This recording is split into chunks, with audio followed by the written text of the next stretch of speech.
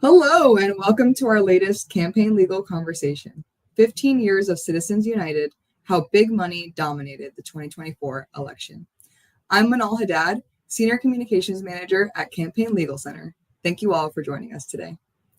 Campaign Legal Center is a nonpartisan legal organization dedicated to solving the wide range of challenges facing American democracy.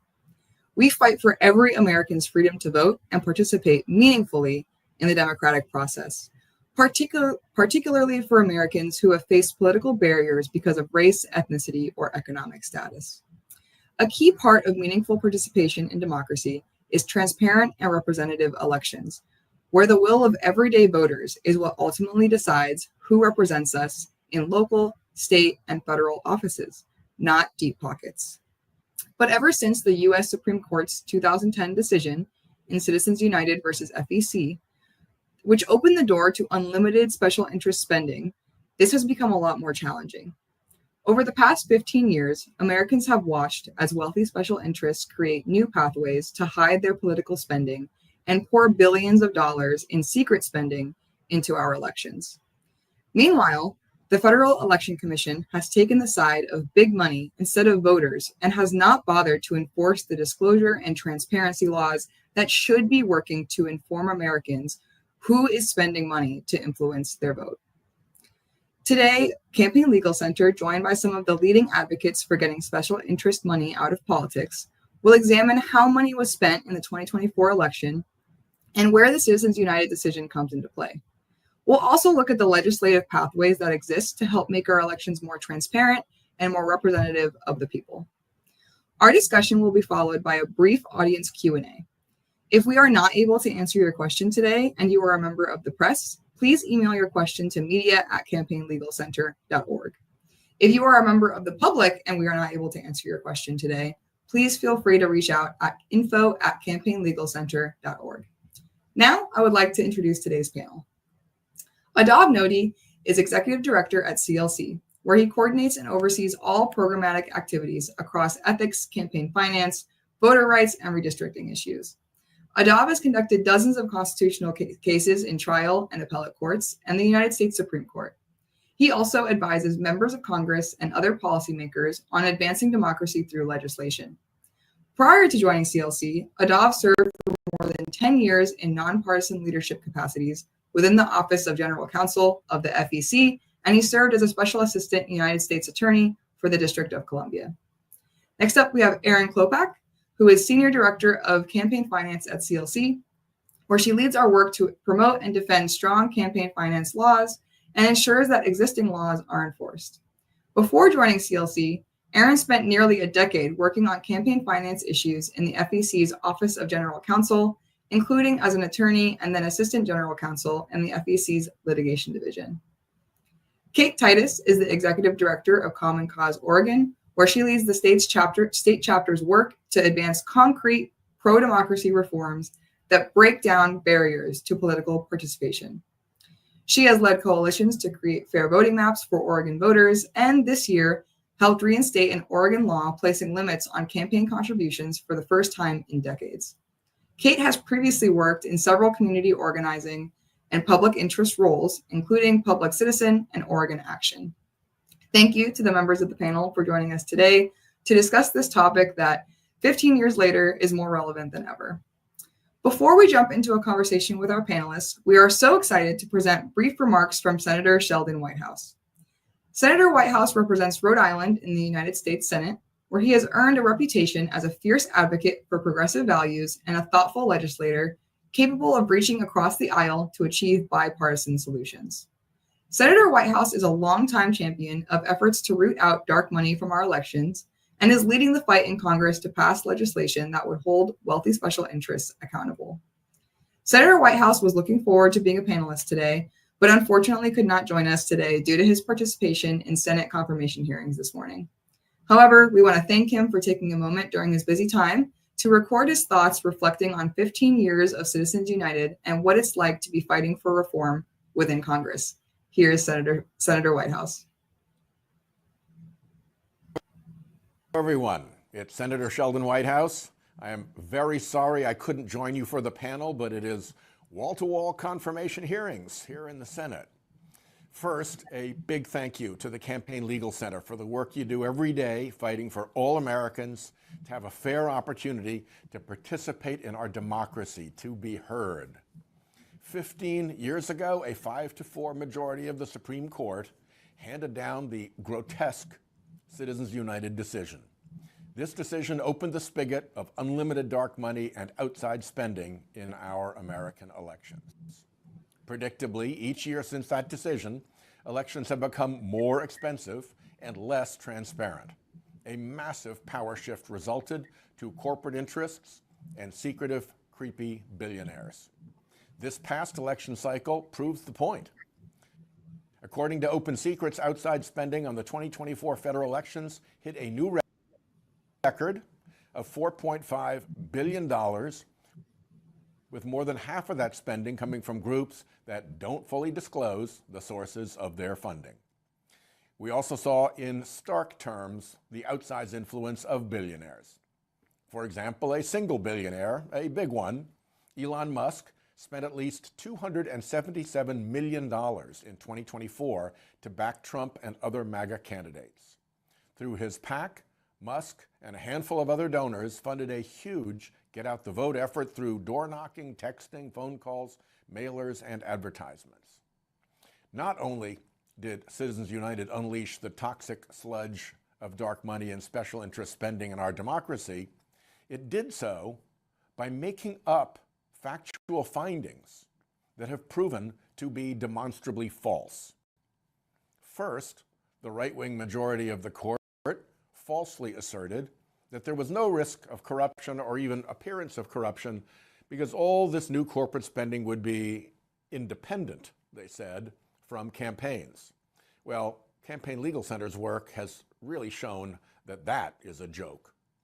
Second, and even more obviously and indisputably false, the court claimed that all this new political spending would be transparent. Billions of dollars in dark money spent since are galling proof of the falsehood of that fake fact. Tellingly, the court actually acknowledged that dark money would be corrupting. That's actually why they had to make up the false fact that there wouldn't be any dark money.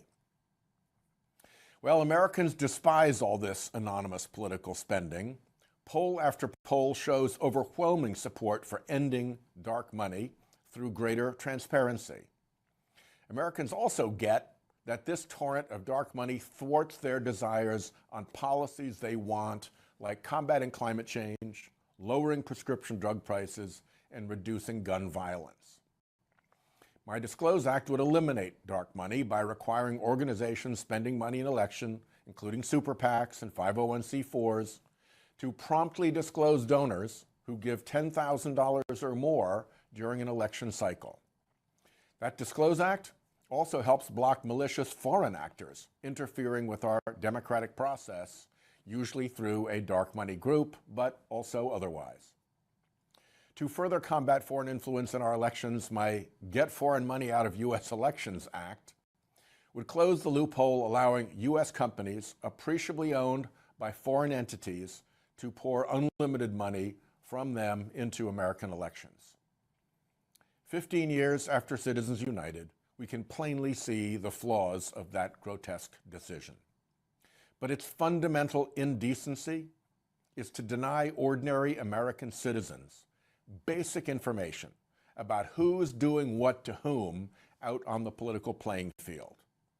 American citizens deserve that knowledge to do their duty as citizens, defending democracy for the people and by the people. And no one is better in that fight than you, so thank you. Great and wise words from the senator. And I really want to thank him and his office again for taking the time out of their day to record this video for us and share it with our audience. Without further ado, let's jump right in. And we'll start this first question with you, Adav. Citizens United versus Federal Election Commission, commonly referred to as just Citizens United, completely uprooted how elections are funded. Can you talk a little bit about what the decision did and how it's influenced our elections? Sure. Thanks, Manal. Good to be here today. And I don't know that I can amplify much more what Senator Whitehouse just very eloquently said. But the basic background, of course, is that Citizens United was a 5-4 decision from the U.S. Supreme Court, which said that corporations have a constitutional right under the Constitution to spend as much money as they want to influence elections. And to sort of parse what that has actually meant in practice, I think it's helpful to just briefly sort of, think back to what the world was like before Citizens United. So before that ruling, our elections were funded by individual people giving limited amounts of money to candidates or to political parties, sometimes to political action committees, all of which was fully disclosed and strictly limited in amount. And it wasn't a perfect system by any means, but if you were just a regular American voter and you wanted to have a say in how any given election was financed, you had the opportunity to do that. So what has happened since Citizens United is that corporations, now freed by the Supreme Court to spend as much as they want, have taken over the financing of our elections. This is partially about business corporations, the corporations that we all think about when we talk, instinctively think about corporate spending, and that is part of it.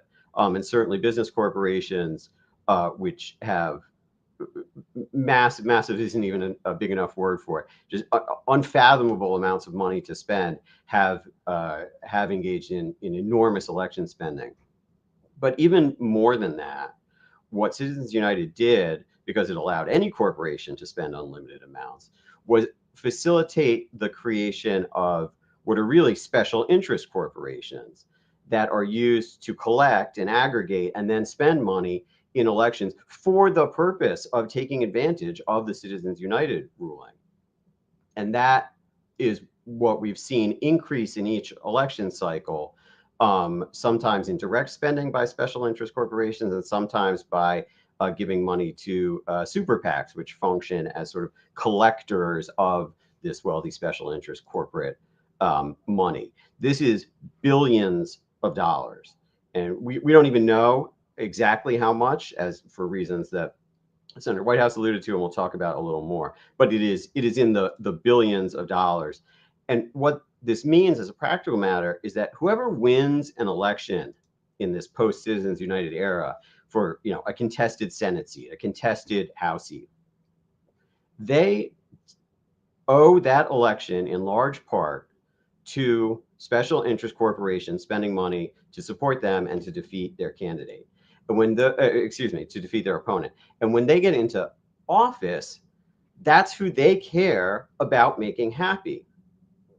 It's not their constituents, it's the special interest corporations that spent the money to get them into that office. And that has, as the senator said, all sorts of distortions for policy results.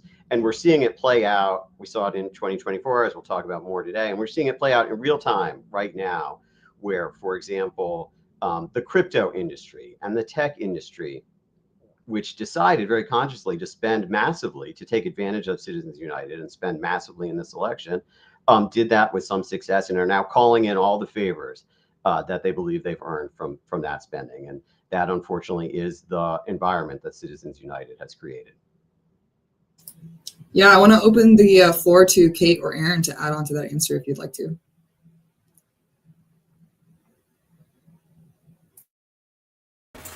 Well, I would just point out that Citizens United has a root that's federal. The Supreme Court case that has impacted things at the federal level, but it also impacts us at state and local levels as well. And even though the root of the problem is a federal Supreme Court case, and we look for those federal solutions, I think some of the opportunities to fight back on this happen at the state and local level as well. Absolutely. And we'll get into that a little bit later as well. Going over to a question for Aaron, the 2024 election was one for the record books in terms of spending, as Adav mentioned. And this runaway spending was paired with tactics that push the envelope on coordination in ways that we have not, seen in modern elections, including outright campaigning. So, for example, we saw Elon Musk was one of the biggest spenders in the election through a super PAC that coordinated with the Trump campaign, and now he's being rewarded with a brand new organization through which to wield influence. Is this sort of coordination a one-time thing, or is this more of a trend that we're seeing? Thanks so much for that question, Manal, and I'm really happy to be here with everyone today. And I think, if I may, to answer your question, I'd like to start and take a step back for a moment and talk about the sort of premise of your question. Why are we even talking about a super PAC that is sort of by definition supposed to be fully independent, coordinating with a candidate? And I think this is something that Senator Whitehouse talked about, that the Supreme Court promised us in the Citizens United decision, that all of this unlimited corporate spending that it was unleashing wouldn't be a problem because it would be fully transparent and also completely independent. And as Senator Whitehouse noted, neither of those things have turned out to be true. And so on the coordination point, your question, how is this a trend, and why are we even seeing this? I think there's a few different reasons, and we have seen over the years since Citizens United, outside groups like super PACs and the special interest nonprofits that Adav was just talking about find increasing ways to sort of evade the restrictions we have that are supposed to ensure that we have that independence.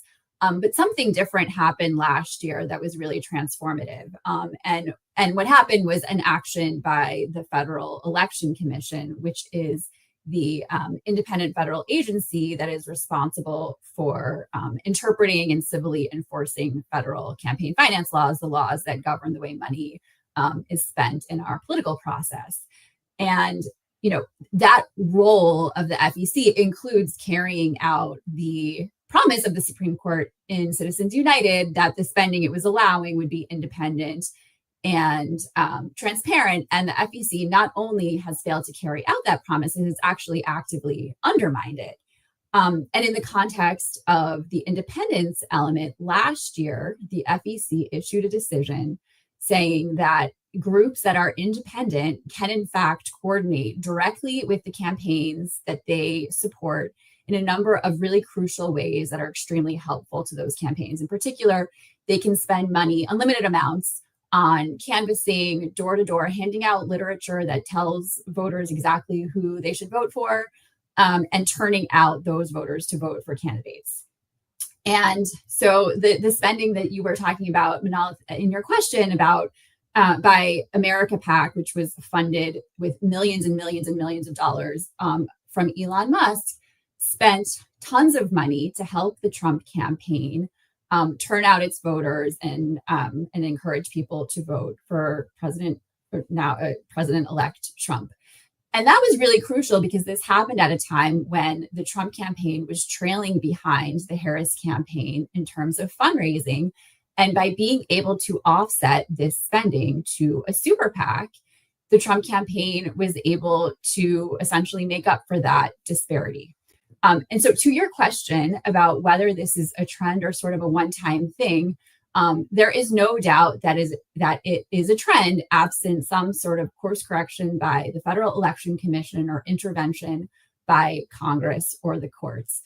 And, I would note that although the spending by America PAC was probably the most notable and high profile example of this sort of coordination, which was just authorized by the FEC last year, it's notable that the request that resulted in the decision by the FEC was actually made by a Democratic super PAC. So this is clearly something that we're going to see on both sides of the aisle. And in fact, immediately after the FEC issued this decision, major law firms that advise politically active clients were issuing guidance about how the FEC's decision is essentially a blueprint for outside groups that want to coordinate with campaigns on how to do exactly that. Yeah, thank you for that, Aaron. That's really, really important context and a devastating choice on the FEC's part. Moving a little bit more specifically to how this impacts everyday voters, I'd like to turn to Kate for a minute and think about, from city council races to governorships, wealthy special interests weren't just focused on who was going to be in the White House or Congress, but also state and local elections saw an influx of secret spending in 2024 that sought to influence the votes of everyday Americans. How has this impacted state level elections compared to federal elections? The impacts are similar. Even though states have their own campaign finance laws, they have to consider what's enforceable under the Supreme Court decisions. At the time that Citizens United was decided, 24 states restricted or outright prohibited corporate spending or union spending to candidate elections. But after Citizens United, those state limitations on corporate contributions were either struck down by the courts or repealed or rewritten by states to avoid any legal challenge under the new Citizens United standard. Currently, I think only 7 states have statutes that ban both corporate contributions and union contributions, and I think there are 3 other states banning either just one or the other. But even though the laws in those remaining states haven't yet been struck down or repealed by the state legislatures, they potentially could be unenforceable. So states are also subject to an extent to the Supreme Court ruling at the federal level. And I think that the impacts of that ruling are also playing out at the state levels. States are seeing increased independent spending, just like at the federal level. And though it's supposedly independent, just like at the federal level, some of it is coordinated. I think one thing to keep in mind is that political campaigns share staff and learn from each other. So whatever works spreads quickly. This trend that we're seeing federally toward more flagrant coordination and candidates outsourcing more of their campaigns to their donors, that's already expanding at the state and local level too. And while the FEC is failing to enforce federal anti-coordination rules, states often lack resources for robust enforcement as well. I would say that the reality is that this divide between federal and state campaigns spending, what's happening at one level or the other, is actually narrowing as these national mega donors are playing a bigger and bigger role. So there's more out-of-state money spent to influence congressional races and even some state and local races. In a sense, these state and local races are becoming more nationalized, which then, as Adav pointed out, incentivizes those who get elected to cater to the national audiences of big donors rather than to their own constituents. Maybe the most insidious impact, though, is that this dramatic rise of money in politics that we've been seeing since Citizens United generally, and the secretive money coordinated behind the scenes, whether it happens federally or locally, the public sees it all, and it ends up eroding public faith in government. That plays out at all levels. I would add, though, one final thought, that I think there's a silver lining, that even though it's not just a federal problem, even though we're dealing with this at state and local levels as well, I do think we have more opportunity for reform right now at the state and local level. So maybe that's a good thing. Wonderful, thank you. And thinking through the sort of the issues at play here, and I know this is a term that a lot of people hear but aren't super familiar with, dark money. And Citizens United infamously gave rise to dark money, which describes the massive amounts of secret spending and the lack of disclosure surrounding the contributions that folks make. How did dark money impact the 2024 election, and was it just one party or was it wider than that? And why don't we start with Kate again? Or sorry, we'll start with Aaron, actually.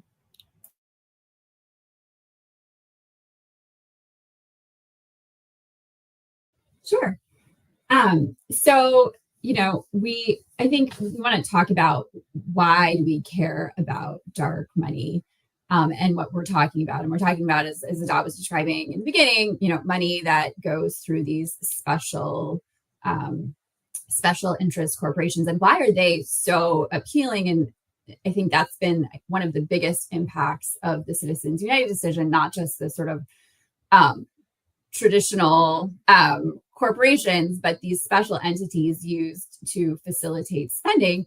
They're a really attractive vehicle for people who want to have a big impact, but maybe not do so in a public way. And by funneling money through a special purpose, special interest nonprofit, they can have the impact. Certainly the candidates know where the money is coming from, but the public may not. And what that allows people to do is to communicate particularly controversial messages or engage even in deceptive approaches to influence the way voters are behaving, but without providing all of that information to allow voters to really fully assess the messages that they are hearing. And we saw that play out in a number of ways in the 2024 election. And I thought I might just highlight a few examples. So one was there was a PAC that called itself RBG PAC, named after the late Justice Ruth Bader Ginsburg. And this group spent money disseminating ads that portrayed Donald Trump's position on abortion as being in line with the late Justice Ginsburg's position, and had the apparent objective of trying to convince pro-choice voters that Trump was the candidate for them. In fact, this group was funded exclusively by Elon Musk, but it was set up in a way that concealed that Musk as the source of funding for the group until after the election, so that people saw these messages, had no idea that in fact it was Elon Musk telling them that this is Donald Trump's position, which, of course, may well have resulted in a different interpretation of those messages than one that you would have if you believe that this is a group somehow affiliated with or associated with the late Justice Ginsburg. Another example was a Facebook account that called itself Project 2028, sort of presenting itself as the counterpart, the Democratic counterpart to Project 2025. It portrayed itself as being a Harris campaign page, and it communicated messages that purported to represent the policy positions of Kamala Harris that were not actually her positions at all. This particular account took advantage of loopholes in disclosure rules for digital political advertising, and again was funded by a special interest dark money nonprofit. And so the people that saw these messages did not know that in fact it was ultimately funded by Elon Musk and other people, and had nothing whatsoever to do with the Harris campaign. And then, I would just note this is a problem we see on both major parties. People on both sides of the aisle engage in this tactic, and we saw it on the Democratic side as well. There was a PAC that called itself Last Best Place PAC to sort of use the moniker associated as a slogan for Montana. And it spent money on ads trying to influence the Republican Senate primary in a way that hid the fact that, in fact, that PAC was funded by a major national Democratic group that was actually trying to influence who their primary opponent or who their general election opponent would be by influencing the Republican primary. So these are just a handful of examples of what we see in the ways in which dark money has a tangible impact on the messages voters are seeing in elections and ultimately perhaps in the way that they vote. Absolutely. Thank you for that, Erin. And I mean, from what you all have described, the sense is trying to rein in Citizens United sometimes feels like trying to put toothpaste back into the tube. But I know advocates like the panelists here know that reform is possible. And so perhaps we'll start with Kate, since you alluded to this in your previous answer, but what innovations currently exist that help build the groundwork for reform, and why are some of these policies struggling to gain traction? Yeah, well, yes, reform is possible. I mean, absolutely. We're already building groundwork. For the time being, we may be limited in what we can achieve through the Supreme Court or Congress or the FEC, but a lot of work can and is being done at state and local levels. And I would say this includes things like stronger transparency for all political spending, including requiring that campaign ads disclose the top spenders behind them, and that this disclosure drills down to the true original sources, requiring that independent groups be truly independent from the candidates, eliminating loopholes that allow joint fundraising committees and similar entities to evade the limits. And I would say most impactful, perhaps, is public funding, public financing systems, voluntary systems that significantly narrow the disparity between large and small contributions, enabling everyone to have a voice, and enabling candidates to run competitive campaigns without relying on big money. So these are things that can be done right now. I think it's also important, though, that longer term, we also need to get the courts to recognize the fundamental errors and chart a new course. So we need to be doing all of that. I think you also asked, why are these policies struggling to gain traction? And, there are legal challenges, but I'll let lawyers speak to that. I think of this more as a practitioner in the field. What I'm more tuned into is the lack of political will. The current Supreme Court is not likely to change course. Congress or the FEC, they could theoretically fill or mitigate many of the gaps in transparency rules and other laws, but neither of them are functional right now. But the most obvious reason that we're challenged by this is I think, simply that people fight to preserve their power. The stakes are so high. Those empowered by the current status quo, those who are able to use their extraordinary wealth to have extraordinary influence, they're using that power to further entrench this. That's steep opposition, and it's not only the super wealthy. Sometimes it's even those with less money, but not enough money. Not enough money to be in the very top, not an Elon Musk necessarily, but money to buy influence at some level of government. They may be outspent at the table, but they still have a seat at the table. So, it's worth noting that these powerful opponents are not always the top dogs either, and they come from across the political spectrum, as Aaron had mentioned. But I want to add that the flip side to power preserving its own is that often the rest of us aren't using the power that we do have. The vast majority of Americans across divides oppose big money influence on our elections and our governance. There are so many more of us than there are of them, them who are so invested in big money controlling our democracy. But I think many people have grown skeptical that anything can be done. There are absolutely solutions that can make a meaningful difference, but they're not absolute solutions. They don't completely remove money, and often the details get complex. So that raises doubts for the general public, the people who are not lawyers. Yeah, that sort of helps, but it's not a perfect solution. I think the irony is that the more we see big money flooding our democracy, as we've seen this exponential rise over the last 15 years, the more corruption we see, the more it seems inevitable, like there's nothing we can do. And so people begin to feel defeated. I'll leave it at that. Others might want to add. Yeah, absolutely. Thank you. That's really important. And Adav or Aaron, did you want to jump in and talk a little bit about sort of the legal challenges to gaining traction here? Yeah, I mean, that there are a number of obstacles, and certainly the courts have played a negative role overall in the reform effort, not just the Supreme Court, but others.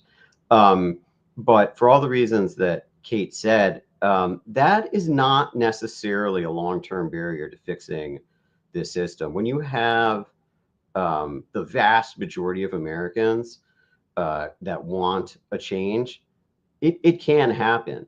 And there's only so much that unelected officials like a Supreme Court can do to hold that back. So when the political will is marshaled for change, it will ultimately succeed, and the courts won't be able to stop that. It's going to take a little while to generate that thing. And I would just add, I mean, I agree completely with Adob and Kate. And I think, as we've been talking about, what we're seeing is a lot, largely the opposite of what the Supreme Court sort of said was the premise of its decision. And while I don't think that this particular Supreme Court right now seems poised to change its mind, I do think it's important that baked into that decision is the notion that the things we are seeing right now are bad. That it's not the case that the precedent, the judicial precedent says what's happening is okay. It's just sort of denying reality. And the more and more stark that reality becomes, I think the more opportunities there are to really push back on those decisions, which are based on a complete false factual reality. Yeah, thank you. That was very insightful answers and very much appreciate them. We'll take our last question before we go to audience Q&As, and we'll start with Adob here. And I want to mention that I'm really thankful we're talking long-term solutions here. That's really important. And so looking at the legislative side, what policies are lawmakers and advocates pursuing that would, help enact this change that we're looking for? Yeah, thanks. And Kate sort of alluded to this. So long-term, right, we need to undo Citizens United, whether through the courts, the constitutional process, or otherwise. But in the meantime, there's quite a bit that we can do to mitigate the damage. Some of that is legislative. Congress could act. There have been significant efforts along those lines to fix the lack of transparency, to fix the big money coordination. There have been bills in each of the most recent Congresses that have gotten very significant support from members. They haven't quite gotten enough to get over the finish line, but there's no shortage of potential legislative solutions when the political will is there, that as we mentioned before. And the other avenue to mitigate the damage is through the Federal Election Commission. It's tempting to blame the Supreme Court for all of this, and the Supreme Court did ultimately kick it off. But if we had a functional Federal Election Commission, much of what we're seeing in terms of, at least at the federal level, in terms of coordination, in terms of a lack of transparency and secret spending, all of that could have been stopped and still could be stopped by a functional FEC. The way the FEC is structured makes that difficult. It's a 6-member commission. By law, it can't have any more than 3 members from one political party. So in practice, it's divided 3 and 3 between parties. And for about the last 15 years, the commissioners on the Republican side have been more or less ideologically opposed to strengthening any regulations in this area, and that's made it difficult. And in the last couple recent years, they've been joined by a Democratic commissioner, a Biden appointee, who ideologically aligned with the Republicans on these issues. And so there's currently a majority on the Federal Election Commission that actively seeks not just to tighten these rules, but to loosen them, to make it easier for money to come into the system and be non-transparent. So, at the very top of the list of mitigating the damage from Citizens United, I think, is getting a Federal Election Commission that's comprised of a majority of members that actually want to protect voters and not just big money. CLC is going to be putting out a report next week, actually a detailed report on the current state of the FEC and how it's been acting over the last couple of years to sort of open the floodgates to more big money. But the situation there is going to require some change at the FEC. Wonderful. Thank you very much. And we'll turn it over to audience Q&As. And I know we've got our first question, which is really interesting. From Michael Koenig, is it going to take dark money to defeat dark money? Do you have any thoughts about that? And we can go ahead and start with Kate, if you'd like to.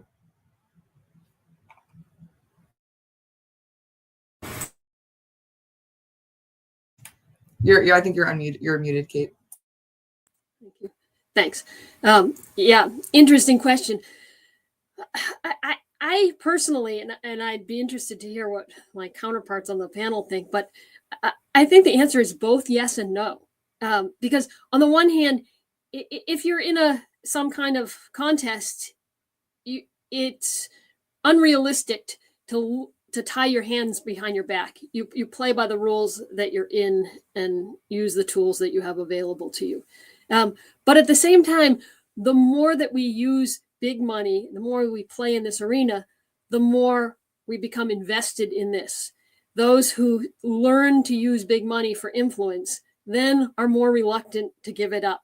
Even when they're not the top spenders, they don't have the top advantage. They've learned the way to get some power through the system. And so I think it's really important for us to be always focusing on the way we want brought to share power through a democracy, and the ways to have influence and affect the contest. And money is not always the deal breaker. We now, with the internet, we have different ways that evolve to persuade people to get messages out. But there is a perception that more money has more influence, and so we have to do both things at once, I think. But others? Yeah. Oh, sorry. No, sorry. Well, I was just going to say that I think to some extent it will take dark money to defeat dark money, but in a different way. I think, something we've seen is that people or candidates and are fans of dark money spending until it's used to attack them. And then they have a really different perception of it. Nobody likes when they're the subject of dark money spending and they can't figure out where, these attack ads are coming from. So I think in some ways, the more that we see it and the more that it is harmful and voters are frustrated because they're being deceived about the messages they're receiving, and people targeted don't like it because it's being used against them. I do think that creates more opportunities to actually bring people on board to do something about it and see it as the problem that it is. Yeah, I agree, and would add that the reason that I think ultimately we don't, certain big spenders will play a role ultimately in changing the system here. But the reason that I think that's not a necessary part of the struggle, and that certainly the lack of transparency isn't necessary, is because the people support this. We don't need to hide this, right? We don't need to hide the spending in support of a wildly popular position of returning power to the people. It could be done transparently. And I think there's actually quite a bit of danger, for exactly the reasons Kate said, in going down this route, because then all of a sudden the people who are, if they are elected with the support of that money, it is hard for them to then turn around and do something to restrict the flow of it. So as a practical matter, will there be that sort of spending on the right side of things, so to speak? Yes. Should there be? Does there have to be? I think not, and it would be better if it were minimized to the greatest possible extent. Absolutely, thank you. And our next question: White House has a bill, American Promise, which has a constitutional amendment, and CLC, Common Cause, and others have solutions. How do we mobilize behind one single effort? And, if there is one, which is that one? I'm happy to kick off on that. I think the answer is that we have to proceed on two parallel tracks. The long-term track is to reverse Citizens United. And there's really two ways to do that. One is through potentially a constitutional amendment. And our friends at American Promise and others are working very hard on that. And that is great work. Constitutional amendments are very difficult under our system. There hasn't been one in generations. And so the other avenue to undo Citizens United is through the court, to have a Supreme Court differently constituted than the one we have now that will overturn it. And I have no doubt that if there were a change in composition in the Supreme Court, they would overturn Citizens United in a heartbeat, both given that it was wrong the day it was decided and what has flowed from it. But that whether through amendment or through change on the court, that is the long-term track, and we need to mobilize in support of those. In the meantime, because those are going to take a while, we have to mitigate the damage, and the damage in the form of coordination and lack of transparency, and that is through legislation and the FEC. So I think my answer to the question would be that the mobilization is in support of two things: the long-term fix and the short-term mitigation through Congress and the FEC. Yeah, that's great. Thank you. We've also got one more question from the audience, and that is, can opposing candidates in a race make agreements to not accept big money or dark money? And how does that work out in practice? And I'll turn it to Aaron first. I'm happy to start with that. I mean, I think, so ironically, the notion of independent spending being independent seemingly kind of negates that concept, because it's not really money that's given to candidates. And so while you can say, you can sort of disclaim any quote unquote acceptance of it, it doesn't preclude outside groups from spending. I think what it's intended to do is send a signal that you're not interested in that kind of support, and you're not going to be beholden to people that's spending. It's certainly an improvement on our current system if you have people agree to engage in that. I think what we've seen in practice is it's not particularly effective in the system we have, because that money is going to be spent and is consistently spent through across the board.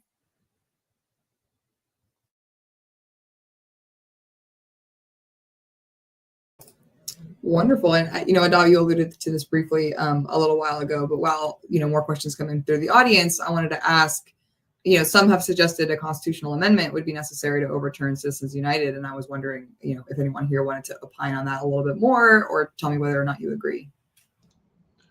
Yeah, well, like I said, there's two ways to do it: an amendment or a change at the court. Either is viable. Both are long-term efforts. Both are going to take a lot of work. And I think we because they are long-term efforts, I don't think it would be wise to pursue either at the expense of the other.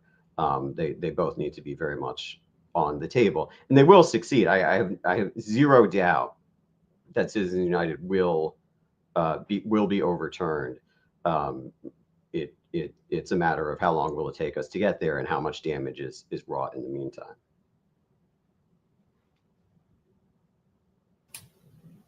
And speaking of, damage, I mean, elections are really expensive and cost a whole lot for candidates to run, as we've been talking about. And so what risk does that increased cost carry for potential corruption?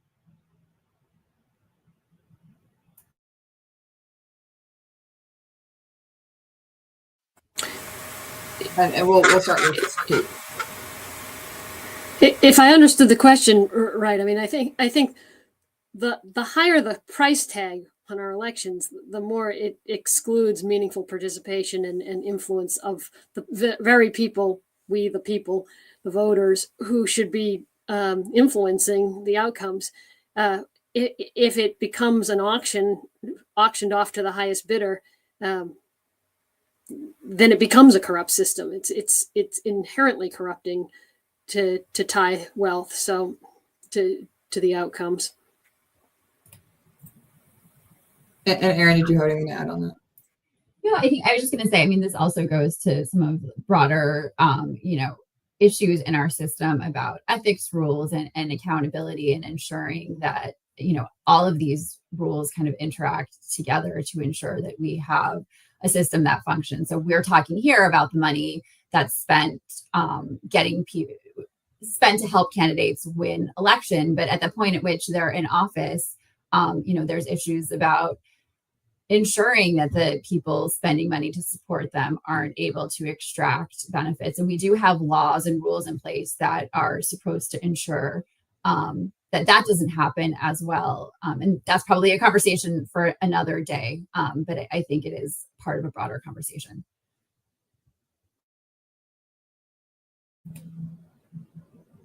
Thank you for that. And I know we've got one more audience question that we're looking. Are there any FEC rules that have not been touched by Citizens United that remain useful in this fight?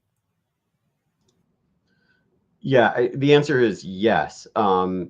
The issue is not necessarily in all cases that the rules are lacking. In some cases, there are rules on the books that would be quite good if they were enforced, and they're not enforced.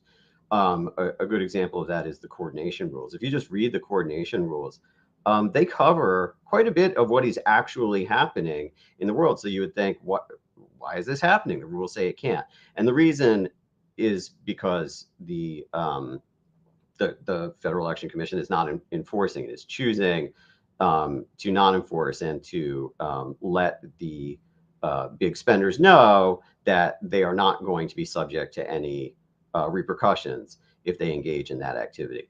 There's quite a few rules on the books, particularly with coordination, but also some of the transparency rules and some of the rules around PAC activity that would make a big difference if they were enforced. There are other areas where the rules are either superseded by Citizens United or are completely lacking, where there needs to be action to set them up. It's kind of an amazing fact. 15 years after Citizens United, the Federal Election Commission has not promulgated one rule about super PACs, not a single rule. That, to put it mildly, is an area crying out for attention.